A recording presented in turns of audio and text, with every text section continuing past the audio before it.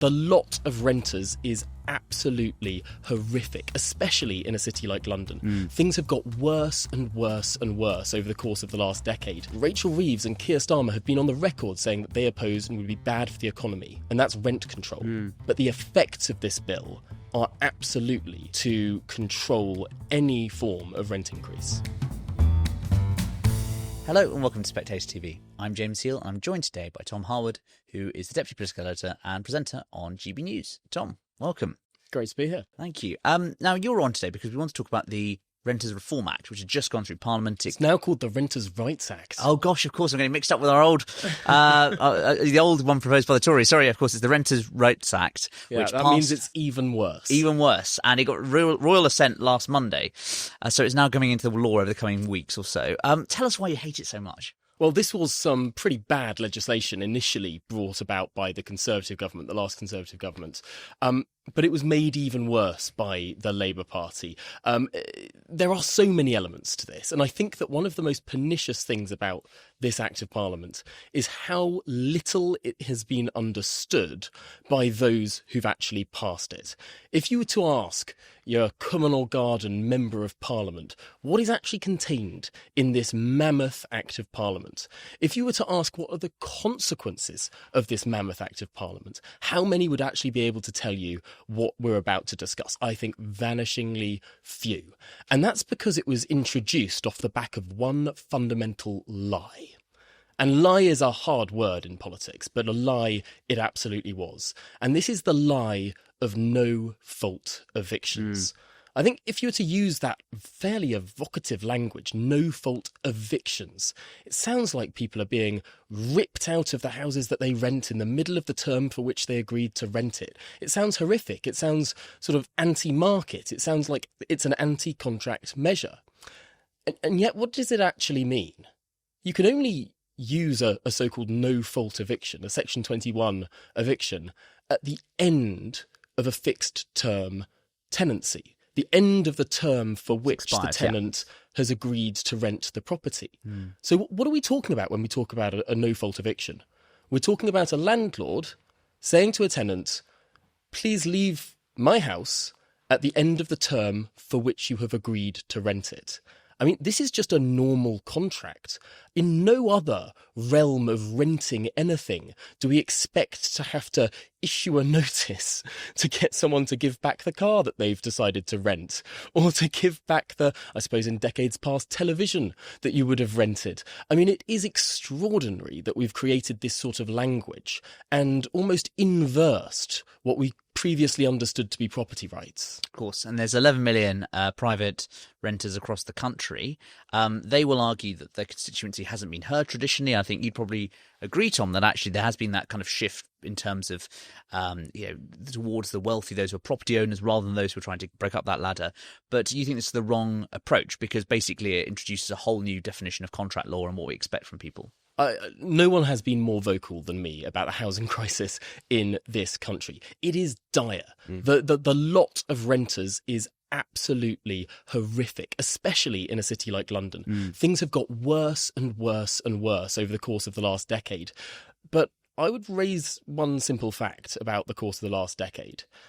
The net number of homes that have been available to rent, relative demand, has decreased. That is the simple reason why things have got worse. There are more people looking for fewer homes. Now, that is, under any rudimentary analysis, obviously going to drive up prices. But instead of dealing with the cause of the problem, politicians have looked to deal with the symptoms of the problem. And by trying to deal with these symptoms, they're actually making things worse.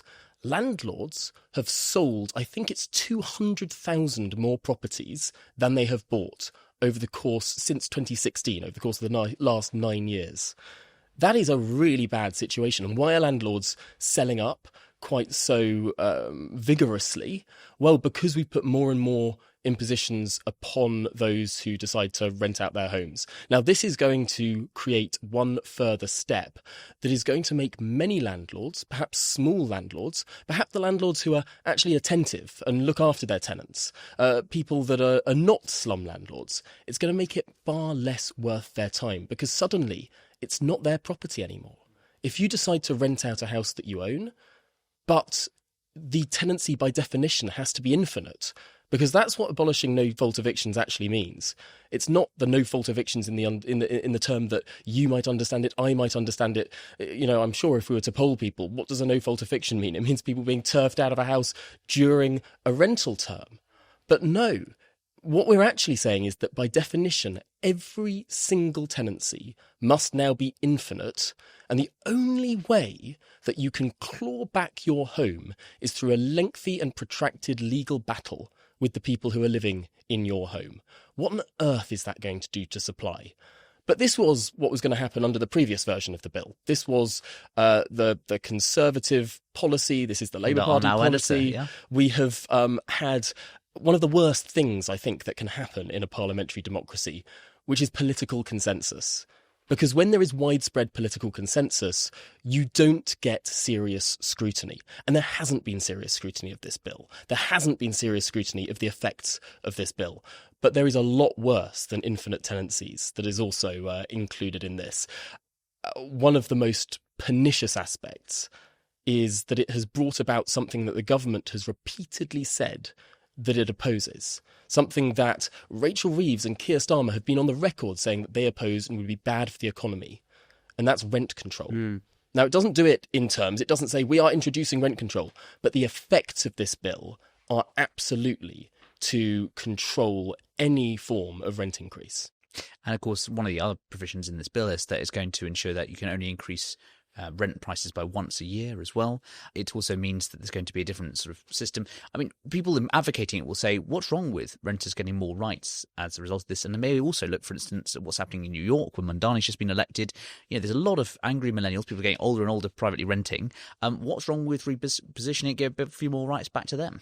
Yeah, before we get into sort of how this is almost accidentally bringing about a policy that the government officially says it opposes, rent control, we should probably explain why rent control is such a terrible thing. Of course, the famous quote, I know you're going to quote it. It is fairly unusual that across the political spectrum, economists agree on something. Normally, you get two economists in a room, you have 5 different opinions. But on this particular issue of rent control, the overwhelming majority of economists absolutely implicably oppose it. And the quote that I think you were intimating there was a famous Swedish socialist economist, actually, who said that rent control is the most effective way to destroy a city, save for bombing. Yes. Now, most people would think, how? Why? I mean, isn't it good if we're going to limit the amount that people can perniciously charge those who rent their properties? But we've got real-world case studies of this. France, in 1914, implemented rent control. It was supposed to be a temporary wartime measure. It lasted until the 1950s. What happened over the course of that period, that sort of almost half century that France had rent control? Nothing happened, and that's the problem. In 1950, 6% of French homes had indoor showers or baths. This is markedly less than other neighbouring developed Western European countries. Why? Because if you're renting out your home but you can't increase the rent at all, you can't actually apply a market rent, well, why would you upgrade the home? You can't upgrade the home. You don't have any capital to upgrade the home. So as people expect things like indoor sanitation, as people expect things like air conditioning, as people expect things that would become the norm and the standard in many parts of the world for housing, areas with rent control freeze their housing stock in time. And it is worse than not just having new amenities. It's actually that the housing stock that existed previously deteriorates. It grows mouldy. It falls down. The windows become leaky. It becomes more difficult to heat. It loses heat at all. It doesn't have running water. All of these things happen in areas with rent control. Because unless you have new money flowing in, unless you have landlords incentivized to provide a better service to the people that rent out their property, unless you have more landlords competing with each other for your custom, well, the entire housing stock degrades. And that's why the bombing analogy is so pernicious. Because in some areas that have rent control, it actually looks like the place has been through war. It looks like the houses are falling down because they are.